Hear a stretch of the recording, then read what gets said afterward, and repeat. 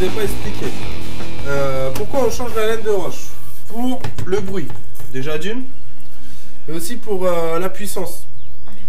C'est pas pour rien qu'il y a de la laine de roche, c'est pas juste pour faire moins de bruit, c'est pour la compote, la compression, tout ça. Ça permet au moteur d'avoir un meilleur régime tout simplement, donc c'est quand même important, hein, on le fait pas juste pour le bruit c'est pas un synonyme de vitesse, hein, faut pas croire ça. Donc on fait ça pour ça. Avant les compètes, vous aurez sûrement vous aurez le contrôle administratif, vous aurez de fortes chances d'être contrôlé sur le bruit, donc je vous conseille fortement de le faire tous les 6 mois, vous démontez, vous regardez, après ça dépendra de la qualité de la laine de roche que vous mettez dedans. Donc c'est quand même important. Moi sinon je tenais quand même à vous remercier, entre temps j'en profite pour votre suivi sur la chaîne, hein, qui est quand même assez important aujourd'hui. Donc voilà, je vous remercie pour vos commentaires qui sont super sympas. Et je vous invite à continuer, à vous abonner à la chaîne, et j'essaierai toujours de continuer à mettre des vidéos, des tutos, etc. comme on fait en ce moment. Surtout que je pense que cette année je vais fortement suivre le championnat de Bourgogne, donc de la région, hein. Et peut-être y participer à une partie si tout se déroule bien. Donc là je vous donne rendez-vous le 9 mars. Donc je mettrai les vidéos pas le 9 mars mais vers le 10-12 par là je pense. Je vous mettrai les vidéos de la première du championnat de Bourgogne. Donc qui sera le support aussi de la Coupe de France. Donc qui promet d'être pas mal, hein, à Neuvy dans le 58. Donc voilà, où j'ai un ami qui va courir, François, donc avec son 450 WRF, comme vous avez dû le voir sur la chaîne, on tourne souvent ensemble. Donc voilà, merci beaucoup pour toutes vos vues, pour vos commentaires, vos j'aime et tout ça. N'hésitez pas à continuer, abonnez-vous, commentez, donnez-moi vos avis, donnez-moi tout ce que vous avez à donner. Merci beaucoup. Donc là la cartouche, donc je n'ai pas sorti la personne, donc on va enlever les rivets. Donc je vous conseille de prendre une mèche un petit peu plus grosse que le trou des rivets que vous pouvez voir ici. Donc là moi je vais prendre du 4-5, donc forêt métal. Donc pour les enlever c'est tout con. Prenez votre rivet là, hop, vous placez votre trou là, dans le trou du rivet votre forêt, et vous percez, et voilà, ça s'enlève tout seul. Donc vous faites ça aux 8 rivets, voilà.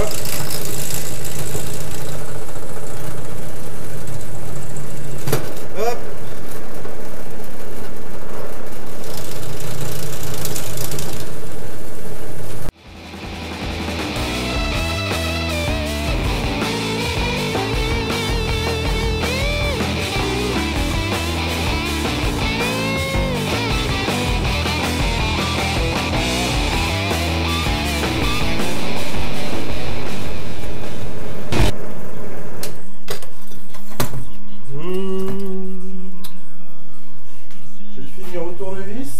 Ça lui apprendra.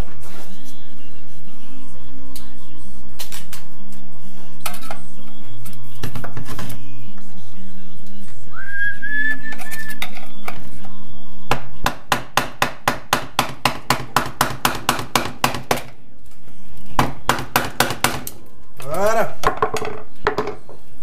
Le deuxième petit collier. Donc là nos rivets sont partis. Donc si, comme celui-ci par exemple, il reste un petit bout qui dépasse, celui-là, enfin, vous prenez un petit tournevis et vous les poussez dans le trou. Si ça résiste, on repercera, c'est pas très grave.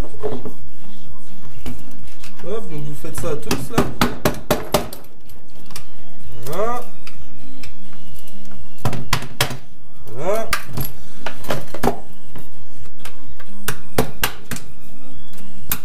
Voilà. Tac, tac, tac. Donc là, ils sont tous partis. On va pouvoir enlever les cônes de sortie.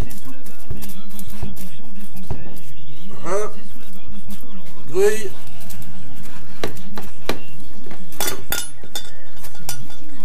Hop, faites des va-et-vient, hop, ça vient tout seul.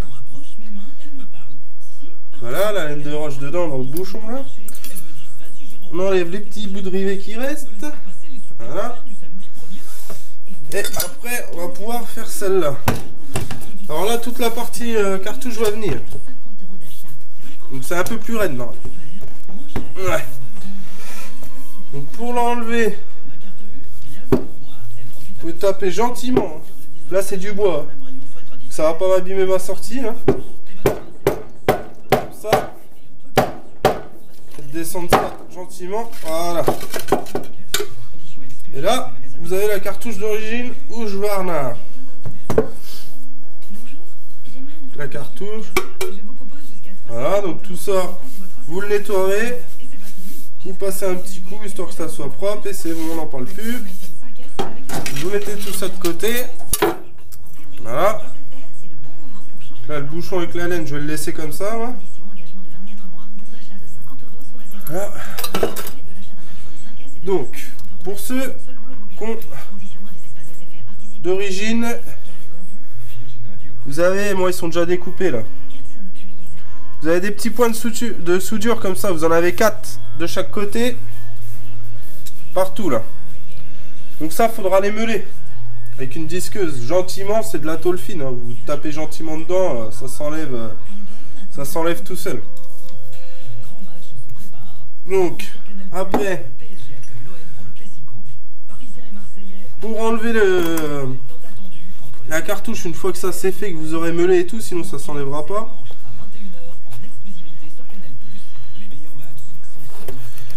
Hop, vous tirez. Et là, vous avez votre laine de roche.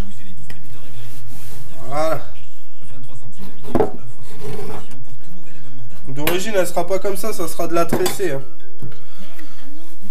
Voilà. Donc ça, dedans, vous avez une couverture de tressée qui est collée. Ça sert à rien de l'enlever, gardez-la. C'est pas très important celle-ci. Donc là, voilà. En gros, ça vous donne ça.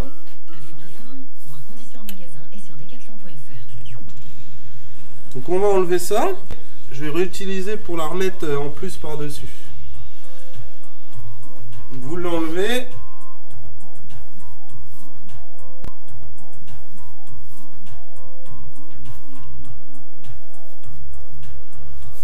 Voilà. Tirez dessus.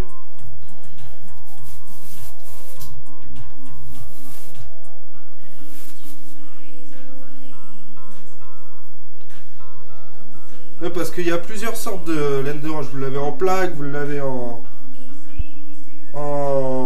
donc en laine comme ça. Vous l'avez en tressé. Bon après, ça se vaut. Hein. Tac.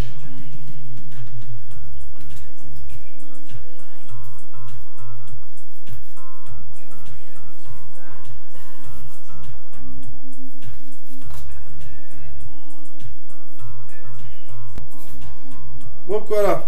Après, vous avez donc votre échappement, votre tube là. Pardon. Votre échappement, votre tube. Vous avez une petite chaussette comme ça là. Donc ça, faudra la garder. Vous la remettrez par-dessus. Ça évite que la laine de roche soit en contact direct avec les gaz d'échappement qui vont sortir. Voilà. Et puis là, c'est pareil, j'avais gardé un peu de laine de roche de l'ancienne pour boucher cette partie là, bien compacte. Comme ça je le laisse. Donc là, une fois que vous avez fait ça, vous contrôlez l'état de votre sortie, si c'est pas bouché, s'il n'y a rien, sinon vous mettez un coup de brosse métallique. Moi, elle est plutôt pas mal là, donc je vais laisser ça comme ça, c'est bien. Voilà, c'est tout. Voilà, sur un 4 temps comme ça, il n'y a pas trop de soucis. Il n'y a pas d'huile. Normalement, il n'y a pas de raison qu'il y ait des dépôts d'huile et tout. Sur un 2 temps, ça peut que votre laine soit pleine d'huile, que là, ça soit un peu bouché. Tout ça, après, ça dépend de quand ça a été fait la dernière fois. Si vous le faites souvent, il n'y a pas de souci. Donc là, vous prenez la nouvelle. Voilà.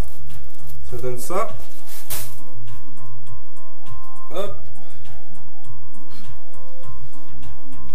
Vous prenez votre tube. De ce côté.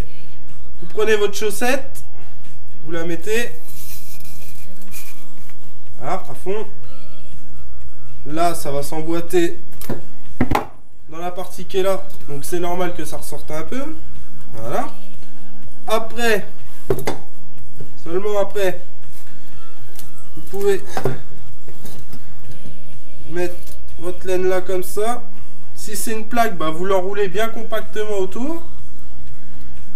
Si c'est de la tressée, j'essaierai de vous mettre un lien. Voilà. Donc vous faites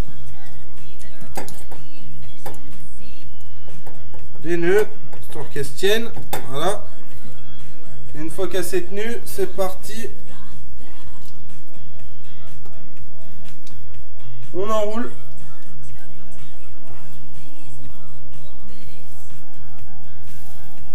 Le plus compact possible.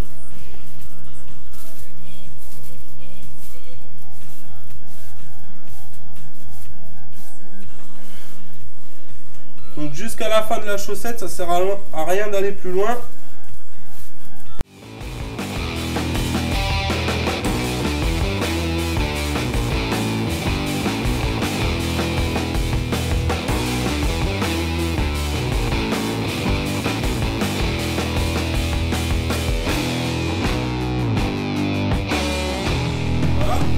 Là j'ai ma neuve qui est bien compacte.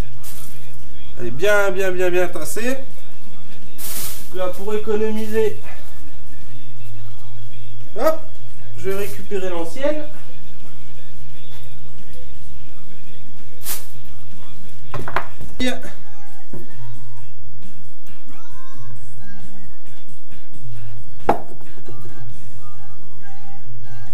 Puis je vais la remettre par-dessus, tiens.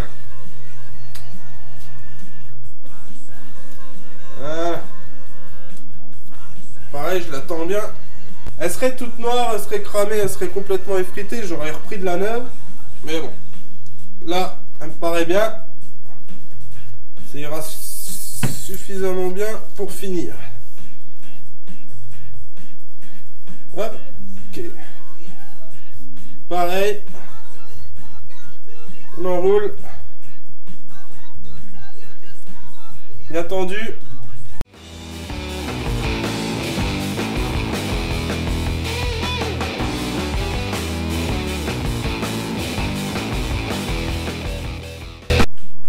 Voilà. Là, elle est très compacte, c'est impeccable. Donc le but, c'est d'arriver au niveau à peu près de la collerette qui est là.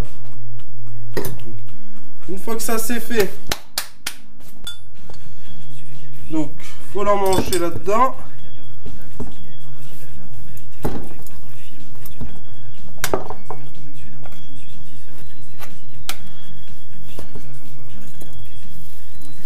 On fait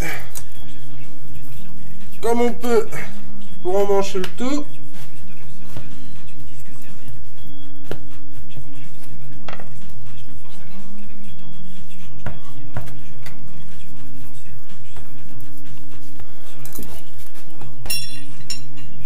On démonte le pneu là. Voilà.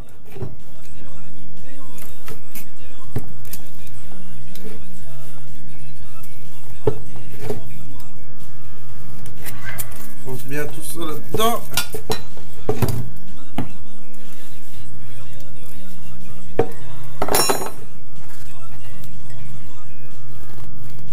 Voilà, petit à petit.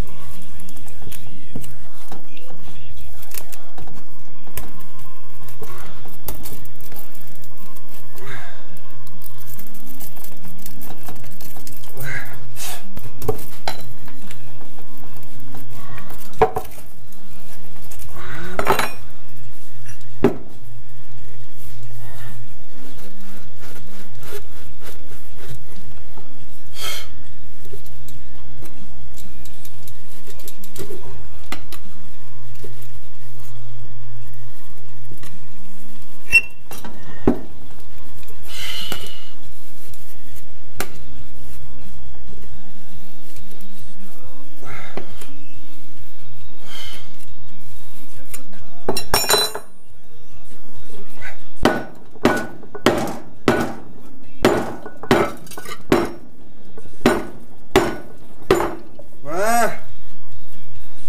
Le surplus. Donc, on coupe tout le surplus.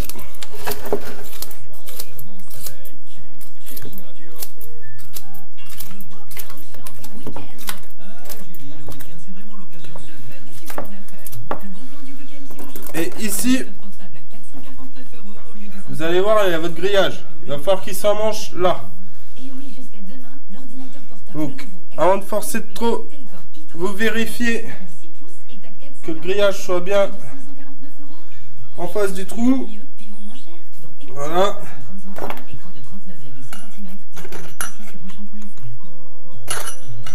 Vous gérez votre truc. Hop.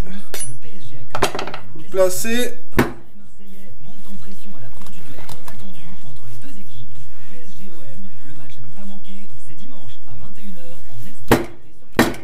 Gentiment. Voilà, vous contrôlez, donc c'est bon, ici est mis. Vous pouvez y aller. Pareil, vous enlevez le surplus.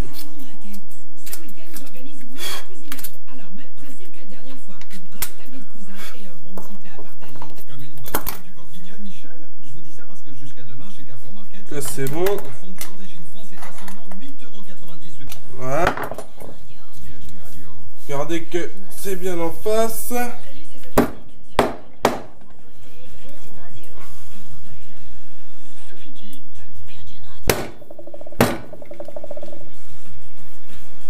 Voilà. Là, pareil. L'aider à se faufiler là-dedans. Se mettre à la bonne place.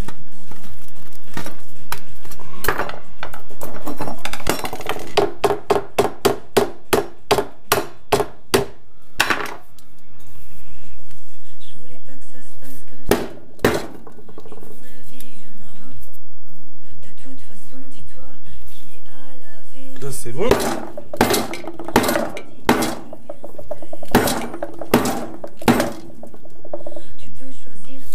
Voilà. Faut qu'il est bien à fond.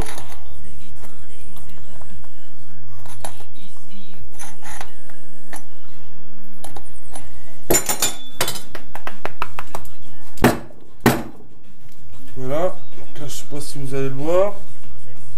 Enfin voilà, votre tube il est là.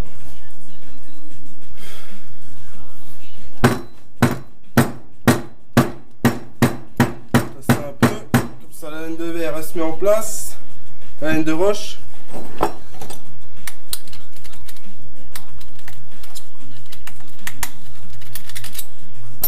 Là on va pouvoir remettre ça. Donc, votre pot va comme ça sur la machine.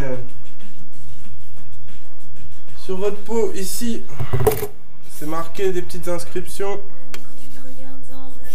Ça, c'est côté pneu. Donc, le coude, hop. On va mettre ça comme ça. Voilà.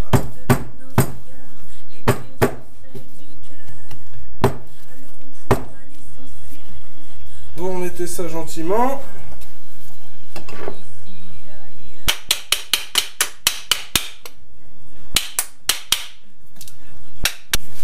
Voilà, jusqu'à ce que ça soit en face des trous. Là on est bon. Après, enlevez cette partie là. Si vous n'avez pas de laine de roche, vous pouvez toujours en mettre un petit peu. Ça va toujours un petit peu moins de bruit. Le même principe. Côté pot comme ça sur la moto.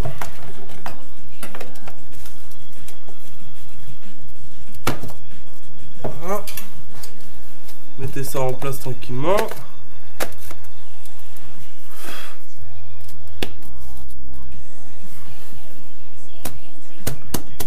Voilà. Que tout soit en face des trous. Donc maintenant, On va pouvoir mettre les colliers. J'en ai vu que j'en avais un qui était un peu plié là. Je vais y mettre 2-3 petits coups de marteau. Histoire là de le remettre droit. Voilà, tout simplement. On prend le rivet.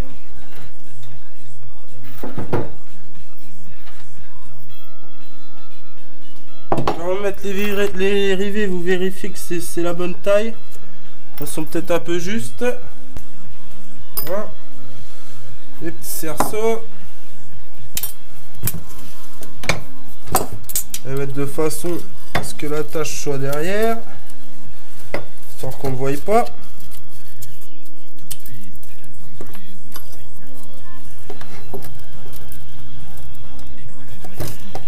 Voilà. Vous savez comment ça marche, j'imagine.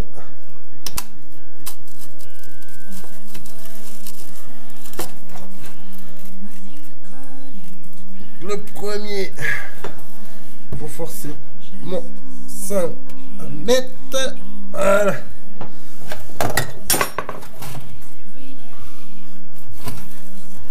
Voilà, on s'assure que ça soit bien. Voilà, on avance.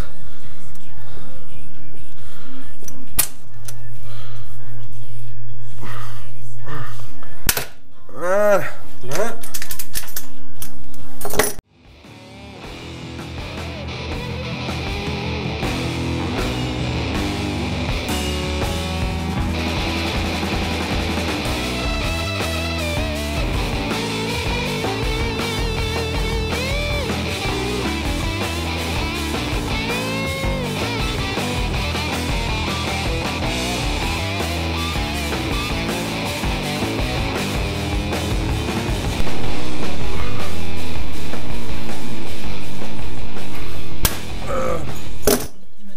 Et voilà, bowling de peau est refaite. C'est plus lourd.